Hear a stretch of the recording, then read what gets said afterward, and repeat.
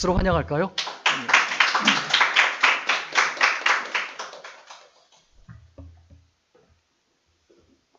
안녕하세요.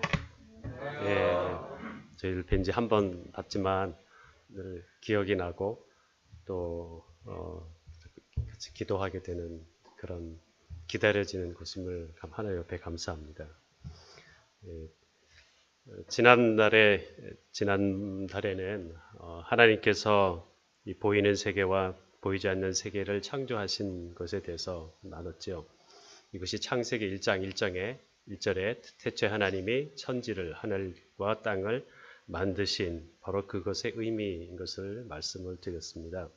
하늘은 물론 스카이도 있지만 보이지 않는 영의 세계를 의미하고 또 이 땅은 보이는 물질 세계를 의미하는 것으로 우리가 이해를 했습니다. 그런데 하나님은 그의 말씀으로 이 우주 만물을 만드셨죠. 이 우주 만물을 말씀으로 만드셨다고 성경은 이야기를 합니다. 그리고 과학적으로 봐도 말씀에 있는 에너지가 이 우주 만물의 기초라고 하는 것을 말씀을 드렸는데, 이는 마치 빛이 물체에 비치면 그림자가 생기듯이 하나님의 말씀이 시간과 공간 안에 아무것도 없는 무라고 하는 그 스크린에 그 말씀이 비춰지게 되면 유가 생기게 되는, 따라서 무에서 유가 생기는 말씀이 비춰질 때 이러한 무에서 유가 생기는 천지개벽의 창조의 역사가 바로 창세기 1장 1절에 나온 말씀이다 라고 하는 것을 말씀을 드렸고요. 여기서 두 가지를 생각해 볼 수 있는 게, 첫째는 우주 만물은 그래서 스스로 존재하는 것이 아니라고 말씀을 드렸죠. 바로 하나님의 말씀으로 이 우주 만물이 붙들려 있다라고 이렇게 말씀을 드렸는데, 즉 그 붙들고 있는 말씀이 사라지게 되면 이 우주 만물의 형체는 다 사라진다고 하는 것입니다. 그러니까 이 빛이 비치는 이 빛이 없어지게 되면, 빛이 없어지면 물체도 없어지는 것처럼 하나님의 말씀이 이 땅에서 사라지게 되면 우주 만물은 이 형체는 다 사라진다고 하는 것을 우리가 알 수가 있고요. 두 번째는 하나님께서 말씀으로 이 우주 만물을 창조하셨기 때문에 말씀은 이 땅에서도 이 물질 세계에서도 하나님의 세계, 보이지 않는 하나님과 그 나라를 감을 잡을 수 있는 통로라고 하는 것을 우리가 말씀을 드렸습니다. 땅의 삶에서 하늘을 감을 잡을 수가 없죠. 그래서 하나님께서 이 말씀을 통해서 우리가 감을 잡을 수 있도록 우리에게 말씀을 주셨다고 하는 것을 말씀을 들었고, 그래서 성경을 통해서 이 하나님에 대한, 또 하나님의 나라에 대한 어떤 지식, IQ, 우리 뭐 그런 얘기를 많이 하지만 IQ를 갖는 것도, 지식을 갖는 것도 중요하지만 더 중요한 것은 그 말씀을 통해서 그 하나님과 하나님의 나라에 대한 어떤 그 감을, EQ를 개발한다고 하는 것. 그러니까 말씀이 하나의 지식이나 어떤 그런 글자가 아니라 그 속에 담겨져 있는 하나님에 대해서 우리가 감을 잡을 수 있는 그런 능력을, EQ를 개발하는 것이 우리가 가져야 될 굉장히 중요한 스펙이라고 하는 것을 말씀을 드렸습니다. 특별히 우리 젊은 분들, 뭐 가방끈이 길고 짧은 거 이런 거 하나님께서 그거를 별로 중요하게 생각 전혀 안 하시고, 중요한 거는 하나님에 대해서 잘 이런 소통이 되는가, 감을 잘 갖고 있는가, 이런 것이 저와 여러분들의 꼭 필요한 스펙인 것을 그렇게 믿으시면 좋겠습니다. 그 감이 있으면 반드시 하나님께서 그 사람을 쓰실 수밖에 없는 것이죠. 근데 오늘은 이 첫 번째 말씀으로 우주 만물 속에서 무에서 유로 생기는 이런 천지개벽의 사건이 아니라 두 번째 천지개벽 사건을 나누고자 합니다.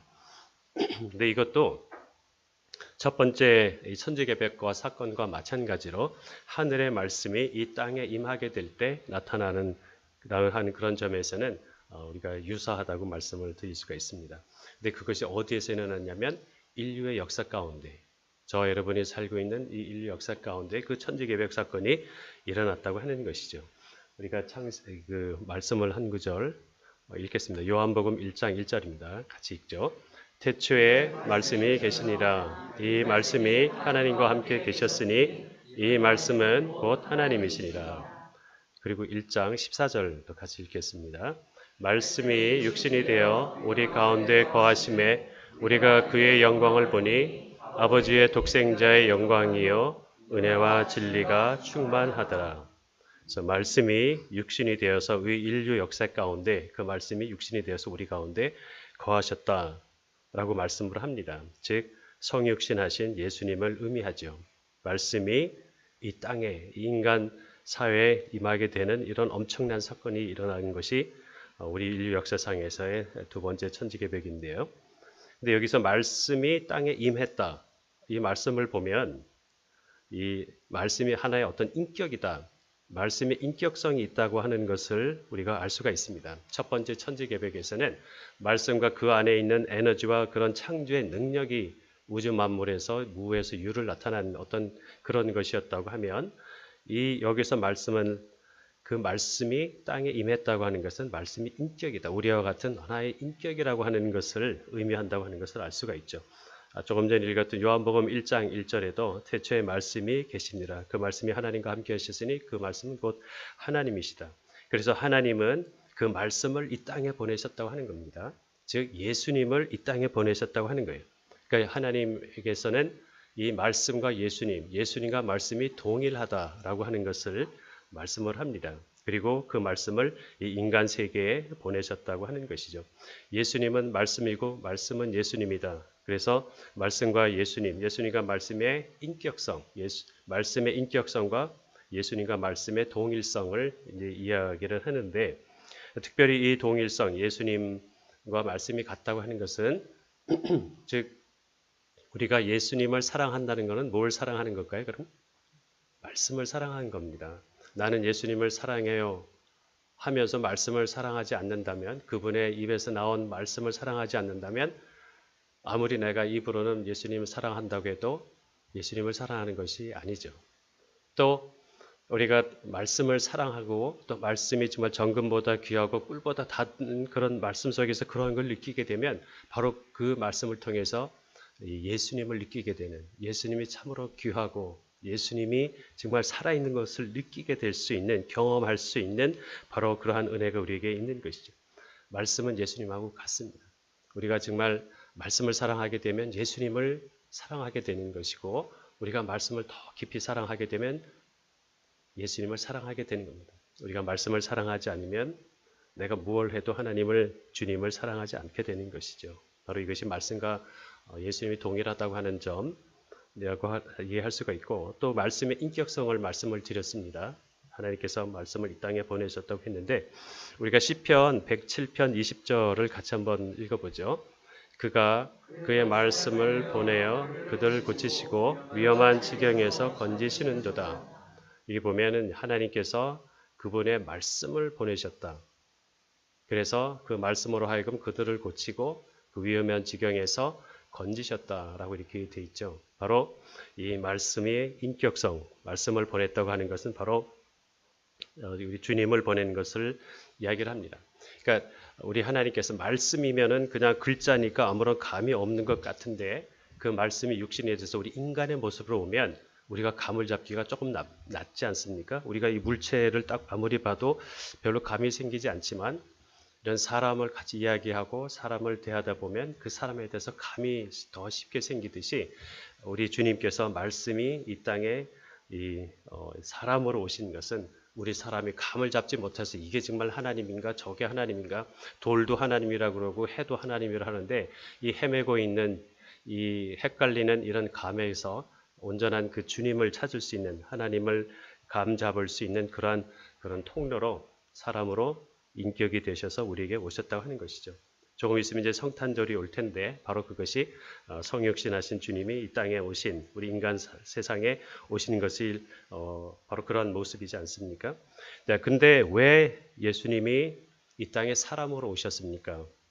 지난번에도 잠깐 말씀을 드렸지만 만약에 하나님께서 인간을 구원하시기 위해서 이 율법을 그 구원의 방법을 예수님께서 굳이 이 땅에 오시지 않고 하늘에서 그 구원받을 수 있는 방법이나 어떤 그런 교리나 이런 구원의 통로만을 던져주셨으면 되지 굳이 이 땅에 오셔가지고 치욕과 모욕을 당하시고 침뱉음을 당하시고 귀신 들렸다는 얘기까지 들으시고 십자가에 죽으셔야 될 이유가 과연 뭐가 있었을까? 그렇지 않아도 얼마든지 인간을 구원하실 수 있지만 주님은 굳이 이 땅에 오셨다고 하는 말씀이 육신이 되어서 이 땅에 오신 그 사건을 우리가 어떻게 이해할 수가 있을까라고 하는 것을 생각해 볼 때 저번에 조금 전에 말씀드린 것처럼 하나님께서 하늘과 땅을 만드셨다.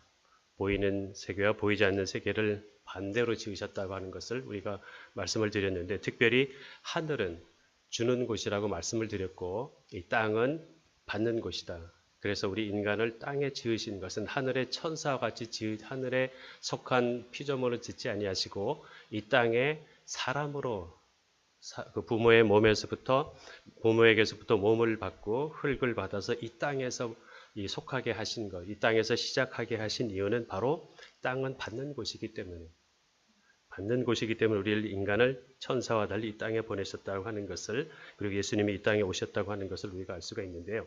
바로 예수님은 이 땅에 오신 이유는 받기 위해서, 왜냐하면 땅은 받는 곳이기 때문에 받기 위해서 오셨다고 하는 것이죠. 자, 그런데 예수님이 오셔서 땅에 오셔서 받는데 뭘 받으실까요? 땅의 것을, 물질을, 보이는 것을 받으러 오셨을까요? 그렇지 않죠. 무엇을 받으러 오셨습니까? 하늘의 것을, 하나님이 주시는 것을, 보이지 않는 하나님께서 이 땅에 부어주시는 그 하나님이 주시려고 하는 것을 받으시기 위해서 이 땅에 오셨다고 하는 겁니다. 그러니까 예수님이 굳이 오셔야 되는 거죠. 그 말씀은 인류 역사상에 그 누구도 이 땅에서 시작해서 그러나 하늘의 것을, 하나님이 주시려고 하는 것을 받은 사람이 단 한 사람도 없었기 때문에 주님이 이 땅에 받으러 오셨다고 하는 그런 의미를 말씀을 드릴 수 있겠습니다. 자, 그런데 예수님이 이 땅에 사람으로 오셔서 하나님의 것을 잘 받으시는데 그게 도대체 우리와 무슨 관계가 있는가? 예수님이 오셔서 하나님의 것을 받았다고 하는 것이 우리와 무슨 관계가 있고 그것이 무슨 의미냐라고 하는 것을 조금 나눠보기를 원합니다. 그러려면 먼저 이제 율법이 뭔가, 하나님의 말씀이 뭔가를 좀 이해를 했으면 좋겠는데, 우리가 마태복음 22장 34절에서 40절 말씀을 같이 읽겠습니다. 예수께서 사두개인들로 대답할 수 없게 하셨다 함을 바리새인들이 듣고 모였는데, 그 중에 한 율법사가 예수를 시험하여 묻되, 선생님, 율법 중에서 어느 계명이 크니까? 예수께서 이르시되, 내 마음을 다하고 목숨을 다하고 뜻을 다하여 주 너의 하나님을 사랑하라 하셨으니 이것이 크고 첫째 되는 계명이요, 둘째도 그와 같으니 내 이웃을 내 자신같이 사랑하라 하셨으니 이 두 계명이 온 율법과 선지자의 강령이니라. 이렇게 되어 있습니다. 그러니까 예수님이 이 율법을 다 완성하신 의인이라고 하는 것, 이 두 계명이 온 율법과 선지자의 강령이다. 그것을 다 이루시기 위해서 이 땅에 이제 오셨는데, 그래서 우리를 구원하시게 되는 것인데, 이 가운데 바로 이제 복음의 비밀이 있는 것이죠. 근데 예수님이 어떻게 율법을 다 완성하셨는가를 우리가 살펴볼 때, 그것을 이해하게 될 때 우리가 복음을 이해하게 되고, 또 하나님께서 우리를 향한 그 아버지의 마음을 우리가 더 알게 되고, 또 하나님께서 우리를 구체적으로, 실질적으로 우리를 어떻게 구원해 가고 가시는지, 하나님의 뜻을 이루어가는지를 우리가 예수님의 이 마태복음 말씀에서 그것을 조금 이해를 할 수가 있겠습니다. 첫째, 이 마태복음 22장에서 나온 그 예수님의 대답 중에는 첫 번째 그 율법이 무엇이냐고 했을 때 하나님을 사랑하는 것이다. 내 마음과 뜻과 모든 것을 다하여서, 내 온 인격을 다하여서 하나님을 사랑하는 것이다. 그리고 거기서 끝나는 것이 아니라 이웃을 사랑하는 것이다 라고 말씀하시죠. 그래서 하나님을 사랑하는 것과 이웃을 사랑하는 것이 바로 온 율법이요, 또 온 율법이 말씀이 이야기하는 모든 것이다 라고 이야기하는 것이죠. 우리가 로마서 13장 10절 바울의 표현을 우리가 한번 읽겠습니다. 사랑은 이웃에게 악을 행하지 아니하나니 그러므로 사랑은 율법의 완성이니라. 여기 있는 것처럼 이 하나님을 사랑하고 이웃을 사랑하는 이 사랑은 율법의 완성이다. 또 우리 갈라디아서에도 이제 비슷한 말씀이 있는데 사랑은 모든 율법의 완성이다라고 얘기하는, 그래서 사실 그 십계명, 구약의 대표적인 율법이라고 할 수 있는 십계명도 4계명까지는 하나님 사랑, 또 나머지 6계명은 부모를 공경하라 하는 것에서 시작해서 6계명이 이제 이 십계명이지 않습니까? 십계명도 하나님 사랑, 이웃 사랑 이렇게 되어 있습니다. 근데 이 율법을 이룬 사람은 이 세상의 그 인류 역사상 누구도 예수님 외에는 이 율법을 다 이룬 사람이 단 한 사람도 없는 것이죠. 의인이 없는 겁니다. 즉 사랑을 완성하신 온전한 그 사랑을, 하나님을 사랑하고 이웃을 사랑하는 이 사랑을 다 이루신 분이 여태껏 단 한 분도 없다라고 하는 것이죠. 물론 지금까지는 어떤 분들은 하나님은 더 많이 사랑했는데 이웃하고는 단절이 돼 있고, 하나님을 사랑하지 않으면서 자기 열심이나 어떤 다른 이유로 이웃을 사랑하는 것에는 참 많이 한 분들이 있지만, 그러나 여전히 다 부분적이죠. 왜냐하면 하나님을 사랑하지 않고도 이웃을 사랑하는 것처럼 보일 수 있는 행동은 얼마든지 할 수가 있습니다. 그리고 하나님을 사랑하는데 하나님은 좋은데 다른 이웃은 싫다라고 하면서 또 어떤 이제 부분적인 그런 사랑을 한 그런 것들은 있겠지만, 그러나 온전하게 이 율법의 모든 것을 이야기하는 하나님을 사랑하고 또한 이웃을 사랑하는, 내 이웃을 내 몸같이라고 하는 것은 이웃하고 나를 동격으로 내가 다 한 다음에 이웃은 그냥에 뭐 조금 남으면 하는 것이 아니라 나를 사랑하면 이웃을 사랑하는 거고, 나를 위한 거는 이웃을 위한, 나와 이웃을 동일하게 생각하는, 동격으로 생각하는 그런 마음으로 이웃을 사랑하는 그 사랑은 하나님 사랑과 이웃 사랑을 다 이룬 분이 없다. 누구도 단 한 명의 그 율법을 다 이룬 의인이 없다라고 하는 것을 우리가 알 수가 있는데, 예수님은 하나님 사랑, 이웃 사랑을 통해서 율법을 다 이루셨다고 하는 것이죠. 자, 근데 하나님을 사랑한다는 건 무엇입니까? 예수님은 어떻게 하나님을 사랑하셨습니까? 우리가 윗사람을 사랑한다고 했을 때는 성경에서 사실 우리의 윗분, 우리 부모님을 사랑하라 이렇게 얘기하지 않고 부모를 순종하라, 공경하라 이렇게 돼 있지 않습니까? 이것이 윗사람을 사랑한다고 하는 것은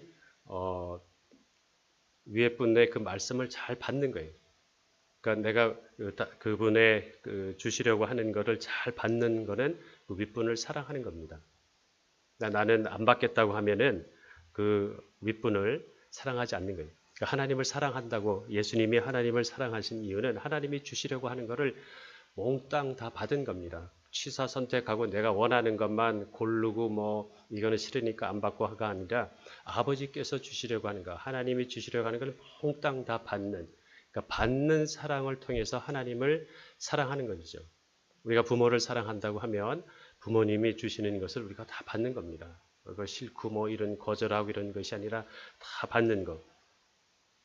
바로 이 받는 사랑이 하나님의 사랑이라고 하는 것을 우리가 알 수가 있고, 예수님은 아버지께서 이 땅에서 하늘에 하나님이 주시려는 것을 이 땅에서 다 받으신 것에 성공하셔서 이 받는 사랑을 통해서 하나님의 사랑을 이루셨다고 하는 것을 우리가 알 수가 있죠. 그럼 예수님이 말씀하신 이웃 사랑은 어떤 사랑입니까? 하나님을 사랑하는 것이 우리가 받는 사랑이라고 하면 이웃 사랑은 주는 사랑을 의미하죠.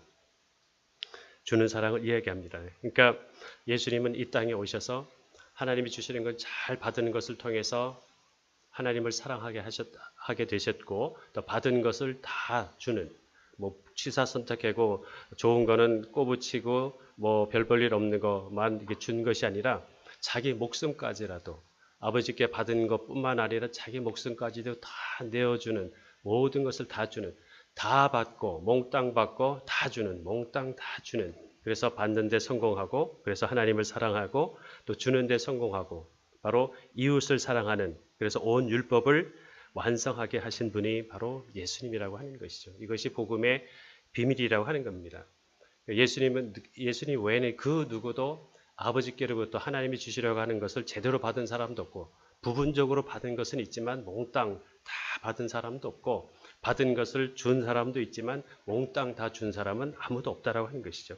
하늘과 땅이 막혀있는 이 땅에, 하늘은 하늘이고 보이지 않는 것은 그냥 추상적이고, 그러나 이 보이는 땅만 가지고 살던 모든 인간들이, 그래서 하늘이 막혀있는 그 상황 속에서 그걸 확 뚫어주는, 연결시켜주는 그 분이 그래서 우리 인간에게는 땅만 있는 것이 아니라 하늘이 있다. 하나님이 계신 그리고 주시는 아버지가 있다고 하는 것을 그것에 대해서 통로를 열어드리고 우리의 눈을 뜨고 그것에 대해서 기대하게끔 하게 하셨던 분이 바로 예수님이라고 하는 것을 우리가 알 수가 있습니다. 그래서 예수님은 다 받고 그래서 아버지의 말씀을 그대로 다 받고 다 주시고 또 그것을 주시되 잘 주신 분인 것을 우리가 알 수가 있는데 특별히 우리가 요한복음 5장 19절을 같이 한번 읽겠습니다. 요한복음 5장 19절. 그러므로 예수께서 그들에게 이르시되 내가 진실로 진실로 너희에게 이르노니 아들이 아버지께서 하시는 일을 보지 않고는 아무것도 스스로 할 수 없나니 아버지께서 행하시는 것은 이 행하느니라. 또 20절 5장 20절에 보면 제가 읽어드리겠습니다. 아버지께서 아들을 사랑하사 자기가 행하시는 것을 다 아들에게 보이시고 또 그보다 더 큰 일을 보이사 너희로 놀랍게 여기게 하시니라. 그러니까 아버지는 아들에게 다 보이셨고 아들은 아버지 주시는 것을 보여주시고 행하시는 것을 다 이루셨다고 하는 것이요. 부분적으로 취사 선택한 것이 아니라 아버지에 대한 모든 것을 다 받고 아버지께서 다 보여주시고 예수님은 아버지께로부터 모든 것을 다 받은 어떤 부분적이 아니라 완전한 온전한 바로 그 하나님의 뜻을 이루어드린 분이 바로 예수님이라고 하는 것을 우리가 알 수가 있습니다. 따라서 예수님은 하나님을 사랑하고 이웃을 사랑하는 그래서 온 율법을 사랑으로 이루신 분일 뿐만 아니라 몽땅 잘 받고 또 몽땅 잘 주는 그래서 인생에서 받는 데 성공하고 주는 데 성공한 바로 그 유일한 분이라고 하는 것을 그러나 물론 땅에서 받고 하늘의 것을 땅에서 받고 또 하늘에 속한 자로 또 예수님이 기도하신 이유는 땅의 것을 얻으려고 하신 것이 아니지 않습니까? 어떻게 하면 하나님께서 내게 주신 것을 세상에 줄 수 있을까? 하나님이 사랑하는 그 인간에게 사람들이 그걸 줄 수 있을까? 그것을 기도하셨던 그래서 사람을 세우고 제자들을 세우고 겟세마네에서 기도한 이유는 어떻게 하면 내가 잘 줄 수 있을까? 하나님의 뜻을 따라 줄 수 있을까를 그것이 그분의 예수님의 기도였다고 하는 것을 알 수가 있습니다. 말씀으로 받는 데 성공하고 기도를 통해서 성령의 도움으로 주는 데 성공했다고 하는 것을 우리가 알 수가 있습니다. 사실 우리가 구약을 보통 얘기할 때 너희가 정말 땅에서 복을 받기 싶으냐? 구약을 읽어라 라는 얘기를 합니다. 그래서 하나님께서 이스라엘 백성에게 말씀을 맡기신 민족이라고 하는 것은 다른 거가 아니라 말씀을 맡기신 민족이 바로 복된 민족이다. 실제 오늘날 보면은 이스라엘 백성들이 세상에서 보면 하여간 복을 받은 민족이라는 것을 우리가 알 수가 있죠. 그래서 복 받으려면 구약을 봐라. 자, 그러면 받은 복을 어떻게 나눌 수 있는가 하려면 뭘 봐라? 신약을 봐라. 이런 얘기를 우리가 하죠. 성령을 따라 즉 예수의 영을 따라 예수님이 하신 예수님의 그 영 예수님의 그 마음을 따라 너희가 나눌 수 있는 왜냐하면 결국 인류 역사상 인간에게도 그렇지만 잘 받지를 못하든가 받는데 주지를 않든가 받는 통로가 막혀 있든가 주는 통로가 막혀 있든가 둘 중에 하나인 것이죠. 받는 통로가 막혀 있든 또는 주는 통로가 막혀 있든 답답한 건 마찬가지입니다. 잘 받지 못하니까 막혀 있고 그래서 답답하고 근데 받은 건 많은 것 같은 자꾸 주는 것이 인색하고 그것이 막혀 있는 거면 뭔가 또 통하지 않으니까 답답한 겁니다. 우리가 이 세상에서 비싼 음식이 뭐 얼마인지는 가장 비싼 음식이 얼마짜리가 있는지는 모르겠지만 한 끼 뭐 100만 원이라고 합시다. 예, 정말 좋은 귀한 것을 내가 속에 받았을 때 그것이 너무나 귀하고 아까운 거니까 보내지 않으면 어떻게 돼요? 큰일 날 거 아니야. 막혀버리면은 소통이 안 되면 그것이 건강하지 못하는 것을 의미하는데 건강하다는 것은 잘 들어와서 잘 나가는 것, 소통이 되고 잘 받고 잘 주는 것이 사실 건강한다고 하는 뜻이죠. 영적으로도 건강하다라고 하는 것은 잘 받고 받는 통로가 열려 있고 또 잘 주는 통로가 잘 열려 있으면 이 갈릴리 호수 같이 헐면산에 아름다운 물이 잘 들어와서 또 이 요단강으로 흘러갈 수 있는 그러면 고기들이 살 수 있는 그런 물이 된다고 하는 것. 그러나 들어오긴 잘 들어오지만 나가는 통로가 막히는 사회 같은 데는 자기도 죽을 뿐만 아니라 주위도 죽게 하는 그러한 생명이 있을 수 없는 그러한 모습이라는 것을 우리가 알 수 있습니다. 그러나 불행하게도 이스라엘은 잘 받긴 했는데 주는데 실패했습니다. 근데 오늘날 우리의 교회는 어떻습니까? 받는데 분명히 하나님께서 이 민족 정말 몇십 년 되지 않는 이 시간 동안에 엄청난 복을 부어 주셨습니다. 우리 선조들의 정말 그 사랑과 헌신과 이 민족을 사랑하신 하나님의 뜻을 쫓아서 이 민족에 복을 주신 것을 믿습니다.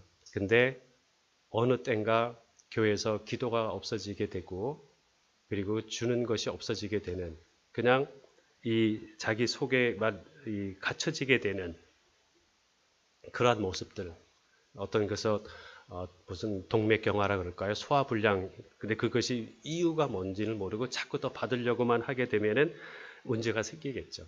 오늘 혹시 우리는 오늘날 우리의 교회의 문제가 이스라엘과 같은 그런 모습은 아닌지 하나님께서 이 민족을 제사장 나라 삼으시고 하나님의 복의 통로로 의의 통로로 아브라함에게 주신 그 복을 이어가게 하신다는 어떤 그런 우리 민족의 소망이 있다면 우리는 더 많은 것을 받아서 하나님의 의를 이루는 것이 아니라 도리어 있는 것을 나누는 것을 통해서 그래서 그 통로가 계속해서 흘러가게 그렇게 될 때 이 세상에 막혀있는 사람들에게 막혀있는 하늘이 열리게 되고 그분들에게도 하늘이 열리게 되는 하늘에서부터 주시는 모든 그 사랑을 받고 그분들도 줄 수 있는 그래서 이 땅을 살릴 수 있는 하나님의 온전한 그 뜻을 이루어드리는 그런 교회가 될 줄로 믿습니다. 우리 뉴 제너레이션 교회가 바로 그러한 겉으로 보면 야 그게 말이 되느냐 뭐 그렇게 생각할 수가 있지만 그거는 보이는 대로 생각하는 거고 그러나 하나님은 그 한 사람을 통해서 그 한 지체들을 통해서 반드시 이 땅에 천지개벽과 같은 그런 창조의 역사를 하늘이 열리면은 창조가 나타날 수밖에 없는 거예요. 막혀 있기 때문에 없다고 생각하는 것뿐이지 말씀을 통해서 그 말씀이 역사하는 그러한 통로로 우리가 쓰임 받고 그것을 감을 잡아서 잘 열어만 드리면 하나님께서는 반드시 나타나실 수밖에 없다. 우리가 자격이 있거나 잘나서가 아니라 또 우리가 부족하니까 우리가 다른 사람에게 좀 뭐 본때를 보여주기 위해서 우리도 좀 뭐 뭐라 그러죠? 뭐 하여간 빛이 솟는 뭐 어떤 그런 것도 아니고 하나님께서 반드시 하나님의 뜻을 우리를 통해서 또한 이루시리라 믿습니다. 자, 근데 예수님께서 하나님을 사랑하고 그것은 받는 사랑인데 받는 사랑이 성공하신 이유는 바로 아까도 말씀드리죠. 받는다고 하는 것은 내 속에 비어 있어야 내 속에 예를 들어서 다른 사람의 조언이나 좋은 생각을 받으려고 해도 내 생각이 내 안에 꽉 차 있으면 다른 사람의 생각이 튕겨져 나가지 절대 받지를 못합니다. 받고 그래 좋아 그렇지 하면서도 자기는 자기 생각대로 하게 되는 거죠. 그러니까 자기 속에 나가 꽉 차 있으면 절대로 다른 사람의 것이 들어오지를 못합니다. 받는데 성공하지를 못하죠. 그러니까 도리어 나는 내 생각으로 모든 것을 판단하지만 도리어 나하고 상관없는 제3자 그래서 객관적으로 볼 수 있는 사람이 나에 대해서 더 좋은 조언을 할 수 있는 것을 우리가 알지만 그러나 내 생각으로 꽉 차 있으면 절대 그것을 받지 않죠. 내가 하고 싶은 대로 해왔던 대로 내 경험이나 어떤 그런 생각으로 이루어지는 것을 우리가 볼 수 있습니다. 따라서 예수님이 하나님을 사랑하고 받는 데 성공하신 것은 나를 부인하는 나를 내려놓는 나의 생각을 부인하는 자기 부인의 십자가를 통해서 그것을 이루신 것이죠. 그러니까 여기에는 십자가가 있는 겁니다. 그러니까 사실 내가 주님을 믿는다고 하는 것은 나를 믿지 않는 것과도 또한 동격입니다. 나도 믿고 주님을 믿는다, 이 두 주인을 섬긴다, 이거는 아니거든요. 그러니까 주님은 너는 나를 사랑하지 않는다라고. 왜냐하면 두 주인을 섬기다면 결국 나를 사랑하지 주님을 사랑한다고 고백은 하지만 결국 내가 내 인생의 주인이 되기 때문에 두 주인을 섬긴다고 하는 그냥 말뿐이고 실질 영적인 어떤 구체적인 삶에서는 내가 중심이 되는 내 안에 내가 꽉 차 있는 것이기 때문에 바로 나를 부인하는 하나님 앞에서 나를 부인하는 자기 부인의 십자가를 통해서 하나님의 주시는 것을 잘 받을 수가 있고 있는 그대로 다 받을 수가 있고 하나님을 신뢰해서 모든 것을 내 안에 채울 수가 있고 그래서 하나님을 사랑하게 된 모습이 바로 예수님이 이 율법을 이루신 하나님을 사랑하는 데 성공하신 것이죠. 자, 주는 거는 어떤 겁니까?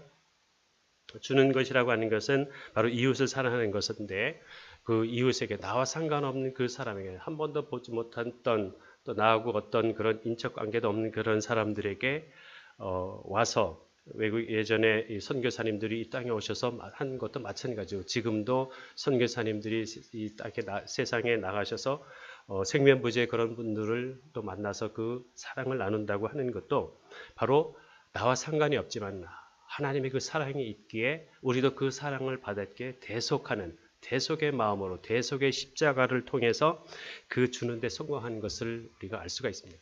그러니까 예수님이 받는 데 성공하고 하나님을 사랑했던 것은 바로 자기 부인의 십자가이고 또 주는 데 성공하고 그래서 이웃을 사랑하는 것에 성공하신 것은 바로 또한 대속의 십자가를 통해서 결국 예수님이 온 율법을 이루시고 사랑을 다 이루신 것은 바로 십자가를 통해서 이루셨다고 하는 것. 바로 이 십자가를 통해서 꽉 차 있는 나, 그래서 받지 못했던 나를 잘 처리하게 하시고 또 내가 움켜쥐고 있는 그 나를 또 주님이 십자가의 사랑으로 또 그걸 처리해 주셔서 그 통로가 막히지 않게 계속 흘러갈 수 있게 했던 것, 바로 그것이 십자가라고 하는 것이죠. 그래서 오늘도 우리에게도 막혀있는 우리도 결국 막혀있는 이유는 내 속에 있는 자아 또는 나가 꽉 차 있다고 하는 그런 의미일 수도 있을 텐데 바로 우리도 하여금 십자가로 그 나를 잘 처리하는 것을 통해서 잘 받고 잘 주게 하는 그러한 생명의 통로를 우리에게 이루게 하시는 것이 바로 예수님이 또한 이루신 그 복음의 비밀이라고 하는 것을 우리가 알 수가 있겠습니다. 우리가 고린도전서 1장 18절을 같이 한번 읽겠습니다. 십자가의 도가 멸망하는 자들에게는 미련한 것이요 구원을 받는 자들에게는 바로 이 십자가는 세상에 보면은 왜 그거를 쓸데없는 걸 받아서 빚을 질라 그래? 왜 아까운 거를 줄라 그래? 세상에게는 이 십자가 미련한 거지만 믿는 자들에게는 저와 여러분들에게는 구원의 능력이라고 하는 것을 성경은 분명히 이야기를 하죠. 여러분 이 대속이라고 하는 거, 여러분 대속이라고 하는 것이 뭡니까? 예수님이 대신 값을 치른다고 하는 거예요. 그렇죠? 내가 값을 치러야 되는데 나는 스스로 그 값을 치를 능력이 힘이 없기 때문에 예수님이 대신 값을 치른다. 즉 나의 내가 치러야 될 그것을 누군가가 다른 사람이 담당해 준다. 예수님이 담당해 주셨다고 하는 것이 바로 대속이라고 하는 것을 우리가 알 수 있죠. 그래서 예수님이 우리의 죄를 담당하셨다. 그래서 이 대속의 십자가를 졌다고 하는 것은 내가 받아야 될 그 죄값을 말씀을 거부하고 순종하고 받지 않은 것에 대해서 하나님 필요 없어요. 하나님 주시는 거 나는 상관없어요. 라고 하면서 그 말씀을 거부한 것에 대해서 내가 죄를 담당해야 되지만 예수님이 그 대신 그 값을 치렀다고 하는 것이죠. 십자가에서 내가 다 이루었느냐. 테텔레스타이. 내가 다 이루었다. 그죠? 그런데 사람들은 이것을 잘 믿지를 못합니다. 믿기가 어렵습니다. 예수님이 왜냐하면 예수님이 그냥 단체로 다 이루었다라고 하는 것을 단체로 하지 않습니까? 여기 100명이 있다면 그 100명에게 한 사람 한 사람 내가 너를 위해서 너의 죄를 담당했다. 이렇게 한 사람 한 사람 이름을 부르면서 성경에 쓰지 않으시고 한꺼번에 그냥 다 이루시는 거예요. 단체로 그냥 한꺼번에 죄를 다 속했다고 하시니까 십자가에 돌아가시면서 다 이루셨다고 하니까 이게 믿어지지가 않는 거예요. 그 단체 속에 나는 그냥 한 사람일 뿐이고 그게 나를 위한 것인가?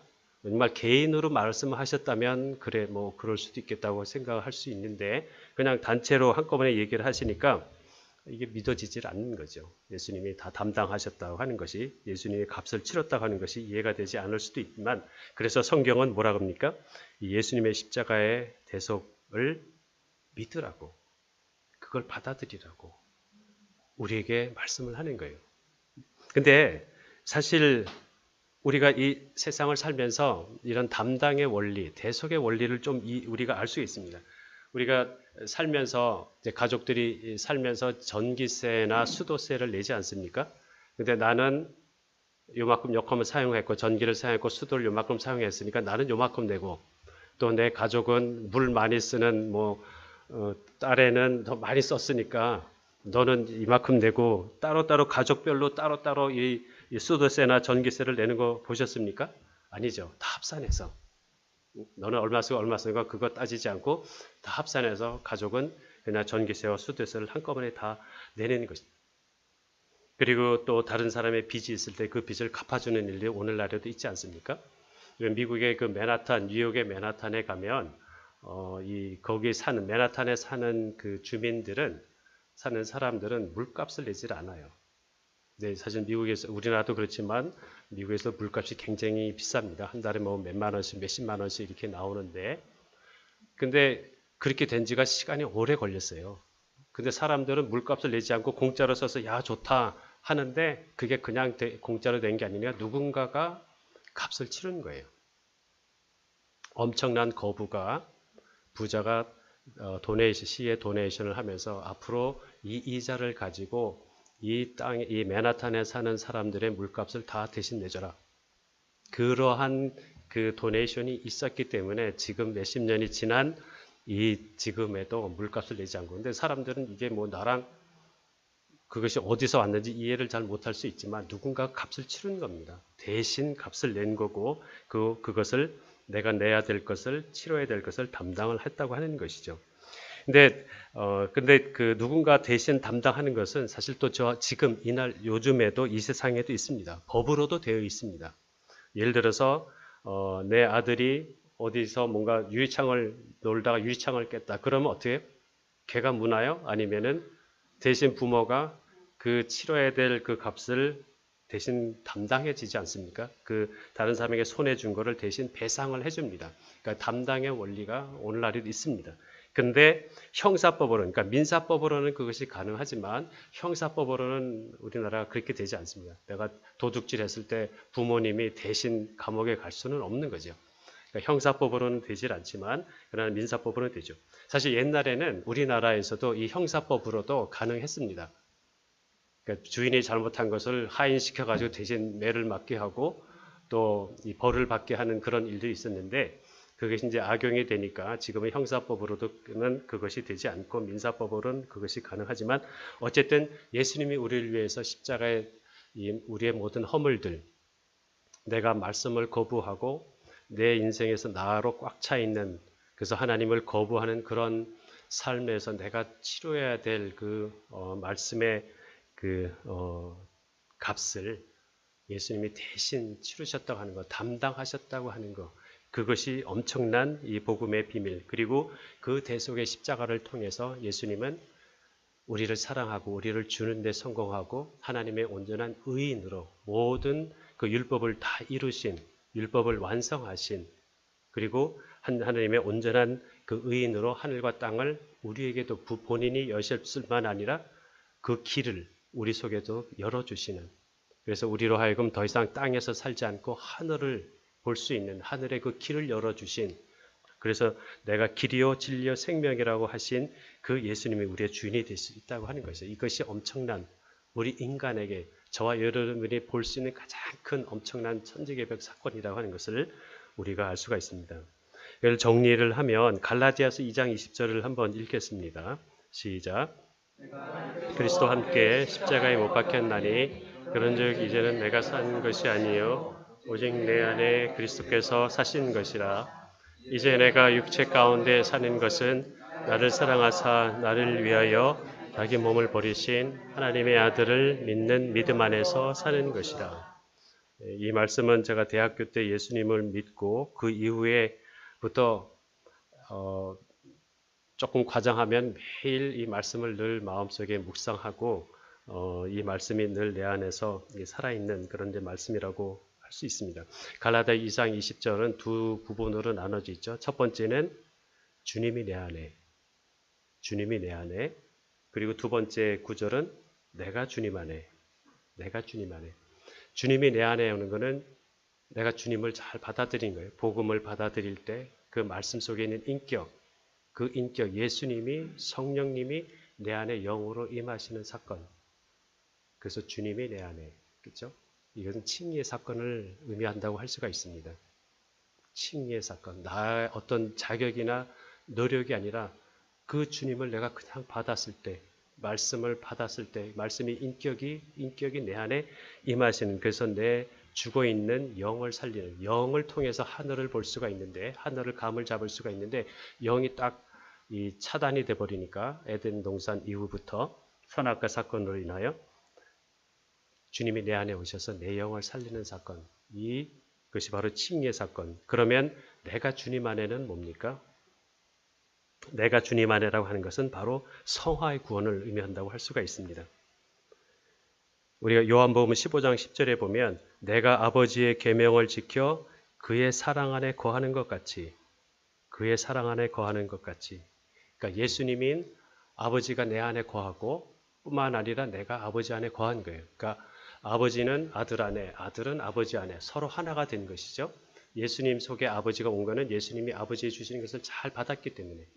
그런데 그의 계명을 지켜, 아버지의 계명을 지켜 그의 사랑 안에 거할 수 있었던 비결은 뭐예요? 바로 주는 사랑. 아버지의 계명은 뭡니까? 줘라. 받아서 잘 줘라.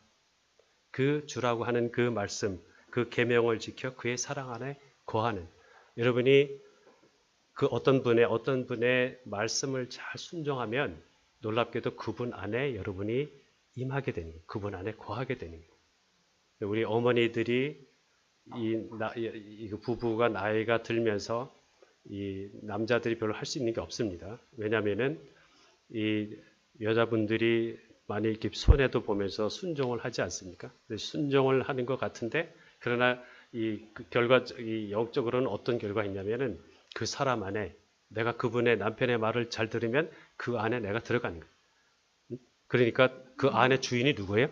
남자는 뭐 자기가 잘난 것 같지만 사실 그 안에 주인은 여자인 거죠. 부인이 있는 겁니다. 그러니까 예수님이 그 하나님 아버지의 사랑 안에 거할 수 있었던 것은 아버지의 계명을 지켰기 때문에. 그래서 주님의 말씀이 내 안에 거하는 칭의, 그리고 그 말씀을 내가 순종하고 따라했을 때에, 물론 거기에는 받으려고 해도 나가 처리가 돼야 되고 십자가로, 또 내가 주님 안에 있으려고 해도 말씀을 지키려고 할 때는 또 나가 처리가 돼야 되죠. 바로 이 갈라디아서 2장 20절에 주님이 내 안에, 내가 주님 안에, 이것을 통해서 우리는 온전한 구원을, 칭의와 성화의 구원, 이게 이 구원을 온전히 완성할 수 있게 된다고 하는 것을 우리는 알 수가 있습니다. 이 둘 다가 필요하죠.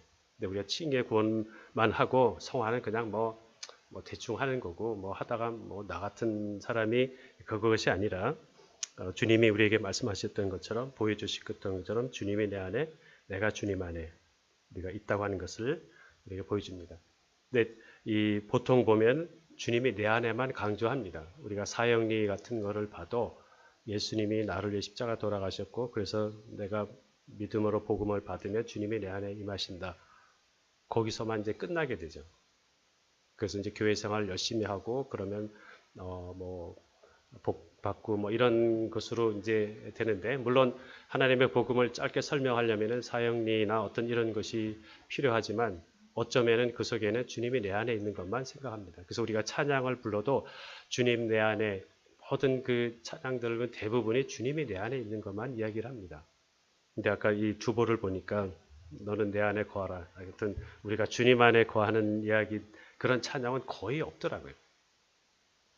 주님이 내 안에 있을 뿐만 아니라 내가 주님 안에 있는 것이 바로 주님이 말씀하시는 온전한 구원을 이루는, 그리고 주님께서 바로 그 십자가를 통해서, 주님이 내 안에 있으려고 해도 십자가 필요하고, 내가 주님 안에 있으려고 해도 바로 이 십자가를 통해서 아버지와 아들이 하나 된 것처럼 우리와 주님이 하나 되게 하시는 것이 바로 복음의 비밀인 것은, 예수님은 아버지를 통해서 잘 받고 우리에게 잘 주셨던 이 통로가 열려있던 것처럼, 우리도 동일한 예수의 영으로 말미암아 주님이 우리에게 주시려고 하는 것, 아버지가 우리에게 주시려고 하는 것을 아들을 통해서 우리가 잘 받고, 그러니까 아들이 필요한 거죠. 그리고 아들을 통해서 받은 아버지의 것을 또한 우리가 이웃에게 잘 줄 수 있는 통로를 열어드리는 것, 이것이 바로 복음의 길, 그것이 내가 사는 길이요 또한 이웃을 살리는 길이라고 하는 것. 내가 그렇게 주는 통로가 열리게 되면 바로 예수님이 고백하셨던 것처럼 내가 아버지의 계명을 지켜 그의 사랑 안에 거하고, 바로 우리도 그 주님 안에 사랑에 거하고 아버지 사랑 안에 거하게 되는 이 놀라운 비밀이 우리에게 허락되어진다는 것이죠. 우리 요한복음 3장 16절을 같이 보겠습니다. 하나님이 세상을 이처럼 사랑하사 독생자를 주셨으니 이는 그를 믿는 자마다 멸망치 않고 영생을 얻게 하려 하십니다. 바로 주님이 내 안에입니다. 예수님이 나를 위해서 사랑하신 그 십자가, 예수의 십자가, 그죠? 근데 이것으로 끝나면은 이거 반쪽 복음이 될 가능성이 많습니다. 이것으로 끝난 게 아니죠. 예수님의 십자가만이 아니라 동일한 요한 1서 3장 16절에 뭐라고 말씀하시냐면 같이 읽겠습니다. 그가 우리를 위하여 목숨을 버리셨으니 우리가 이로써 사랑을 알고 우리도 형제들 위하여 요한복음 3장 16절만 있는 것이 아니라 그래서 주님이 나를 위해 십자가에 대속하신 것으로만 끝나는 것이 아니라 받는 사랑, 주님이 내 안으로 끝나는 것이 아니라 요한일 3장 16절은 너희도 너희를 통하여 주님의 사랑이 흘러가는 통로가 되어 라고 하는 것을 우리에게 말씀하신 거죠. 이거는 결국 나의 십자가. 우리는 주님의 십자가뿐만 아니라 우리에게 허락하신 감당하게 하신 또한 나의 십자가, 주는 사랑, 그리고 대속의 십자가도 우리를 통해서 그것을 이루신다고 하는 것. 이 두 가지가 합해질 때 온전한 복음이라고 하는 것을 우리가 알 수 있습니다. 동일한 요한은 이러한 것을 얘기를 하죠. 근데 사형리에는 이 뒷부분이 없습니다. 그러나 그것이 잘못된 건 아니고 줄 수 있는 또한 요한일서 3장 16절을 통해서 나를 통하여 이웃을 통하는 사람. 그러니까 주님은 어쩌면 내 이웃을 사랑하시는데 그냥 직접 사랑하시기보다는 나를 통해서 사랑하기를 원하실 수가 있습니다. 나는 할 수가 없는데요. 나는 가진 것도 없고 나는 그 사람 마음에 들지도 않는데요. 거기에 십자가의 능력을 통해서 그 사람을 향한 구원의 능력은 주님의 능력이 나타나는 거지 내가 그 사람을 구원하고 설득하고 뭐 어떻게 해가지고 구워 삶아서 오는 것이 아니라 너는 그에게 통로만 열어드려라. 그래 그 마음이 열리려면 뭔가 내가 손해보는 것이 때로는 있어야 되겠지. 내 것만 딱 챙기면 그 사람의 마음도 다칠 텐데 나를 통하여 그 주님이 그 사람을 향한 손길이 나를 통해서 흘러가기를 원하시는 그 주님의 마음을 우리가 알 때 우리는 통로가 되어드릴 수가 있고 이것이 나에게 부담이 되거나 피하고자 하는 그런 것이 아니라 나도 살고 함께 살 수 있는 그런 복음의 능력이 나타나는 그런 은혜가 있는 것을 믿으시기를 바랍니다. 내가 이 말씀을 나의 주시는 말씀으로 받아들이게 되면 그것은 주님이 그래 너는 내 안에 거하는 자다. 너는 내 안에 거하는 자다. 너는 정말 나를 사랑하는구나. 그래서 주님과 나도 예수님으로 말미암아 하나가 될 수 있는 그러한 우리의 그러한 모습, 바로 그것이 우리가 가져야 될 스펙, EQ라고 하는 그 말씀에 대해 있는 그 인격에 담겨져 있는 그 예수님의 사랑과 그 십자가의 능력이 우리를 통해서 나타나는 것이죠.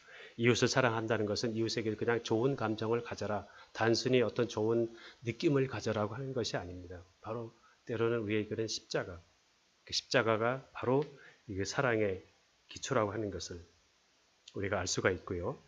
근데 아무나 주는 것이 아니죠. 아무에게나 막 십자가면은 우리가 그걸 감당할 수도 없고 그러니까 성령의 인도함을 받아야 됩니다. 기도를 통해서 우리는 줄 수 있는 그런 것이 우리에게 있는 것이죠. 우리가 감당할 만한 십자가. 또한 내가 원하는 사람, 좋은 사람에게 막 가가지고 하는 것이 아니라 나로 말미암아 시작된 것이 아니라 주님으로 말미암아 시작되는 그런 연결되는 고리들, 연결되는 그런 통로를 통해서 하나님은 반드시 이뤄 가시는 것입니다. 그러니까 뭐가 필요합니까? 감이 필요해요.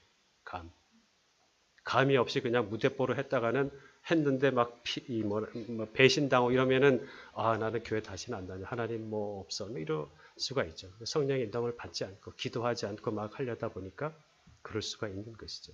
그래서 예수님이 땅에 오셨고 사람으로 오셨기 때문에 우리가 감을 잡기가 쉽고 우리에게 말씀을 주셨기 때문에 이게 글자로 쓰여진 것이 아니라 그래 이 아브라함은 100세에 아들을 낳았어. 그 글자만 남는 것이 아니라 그 속에 담겨져 있는 하나님의 사랑과 능력을 내가 그 감을 잡을 수 있는, 그렇죠? 바리새인들은 그 글자만 남은 거예요. 그 경건의 모양이 있는데 능력이 하나도 없는 그런 모습들이 아니라 바로 이 말씀을 통해서 이 주님이 하셨던 그런 일들, 하나님의 뜻을 이루어드렸던 그런 일들을 우리를 통해서 잘 이루어갈 수 있는 그 주님의 유언이라고 할까요? 유업이라고 할까요? 우리에게 우리가 해야 될 일들을 남겨두셨어요. 주님은 다 하실 수 있지만 주님이 다 하지 아니하시고 우리에게 할 일들을 남겨두셨어요.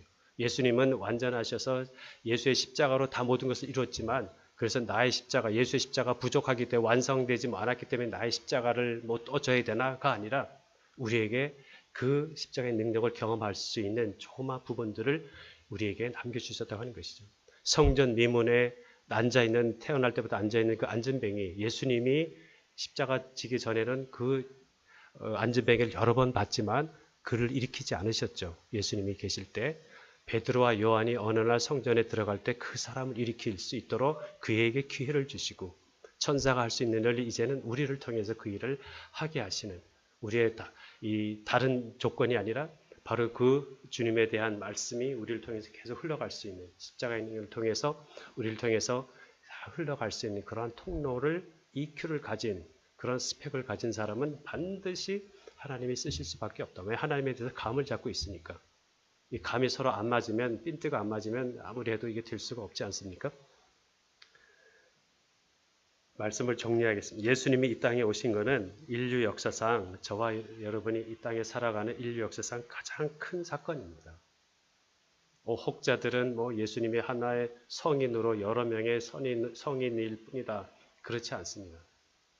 막혀있는, 모든 인간에 막혀있는 하늘을 열어주신 분, 그래서 하늘의 것을 받을 수 있는, 우리는 이 땅에서 뭔가를 얻으려고 그냥 땅만 쳐다보고 있는데 그게 아니라 우리는 하늘을 바라보고 아버지께서 말씀으로 주시는 것을 우리를 통해서 잘 받고, 또한 이 세상을, 이 광야를, 이 길을 만들고 사막에 강을 낼 수 있는 창조의 역사가, 그 말씀의 역사가, 성령의 역사가 우리를 통해서, 이 교회를 통해서 나타나게 하셨다고 하는 그런 사실로 예수님이 이 땅에 오신 것은 인류 역사상 가장 큰 사건인 것을 여러분 믿으시길 바랍니다. 주님으로부터 잘 받으시고 잘 주시기 바랍니다. 예수님은 다 받고 다 주셨지만 우리에게 너도 다 받고 다 줘라 하지 않고 주님께서 주시는 것은 성령의 인도를 받는 거예요. 주시는 거, 우리가 빚내가지고 뭐 매덕 빚내가지고 줘라 이렇게 얘기하지는 않으시죠.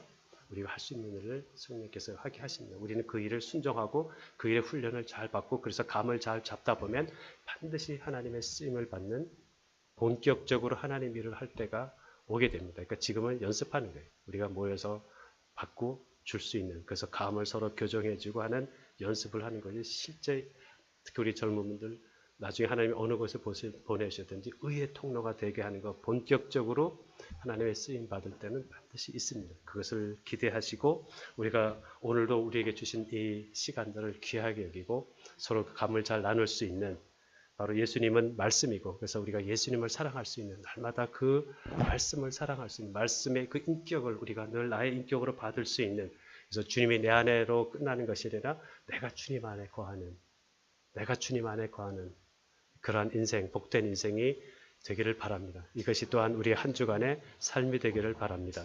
같이 기도하겠습니다. 주님 감사합니다. 우리 이 땅에 내 눈이 감겨져 있어서 하늘이 있는지 없는지도 모르고 살던, 헤매고 있던 우리 인생 가운데 길이 되어주시고 또 진리가 되어주시고 생명이 되어주신 것을 감사합니다. 주님, 내가 그 주님을 더 사랑하기를 원합니다. 더 알기를 원합니다. 주님의 인격을 담기를 원하고 주님이 하셨던 그 길을, 또 주님이 하셨던 그 마음을 우리가 받기를 원합니다. 참으로 십자가의 능력이 나의 주실 수 있는 하나님의 가장 귀한 능력인 것을 우리가 경험하고 깨달아가고 배워갈 수 있도록, 그래서 이것이 나의 고백이 되어갈 수 있도록 도와주시옵소서. 잘 받게 하시고 잘 줄 수 있게 해주시고, 어느 통로든 주님 막혀있는 통로가 늘 뚫릴 수 있도록 시온의 대가 열리듯이 우리 심정 가운데 막힌 것은 다 뚫어주시고 그 길을 열어주시옵소서. 주님 사랑합니다. 나의 주님이 되신 주님, 내가 주를 사랑하나이다. 내가 산을 향하여 눈을 들리라. 나의 도움이, 나의 구원이, 나의 생명이 어디서 올고 바로 천지를 지으신 여호와에게서로다. 다윗이 광야에서 고백했던 그 고백이 오늘날 이 광야 같은 인생을 사는 우리의 동일한 고백이 되게 하시고, 그 말씀이, 생명이 오늘 이때까지도, 이 시간에까지도 이어지는 구원의 역사가 있게 하옵소서. 우리 뉴 제너레이션 교회를 복 내려주시고 이 교회를 통하여 하늘문을 여시고 하늘에 속한 모든 은혜들이 부어지고 채워지고 흘러넘쳐서 이웃으로 나아갈 수 있는 복된 은혜가 있게 하여 주옵소서. 우리가 살 뿐만 아니라 이웃을 살릴 수 있는 이런 은혜가 있게 하여 주옵소서. 감사하며 예수님의 이름으로 기도했습니다. 아멘.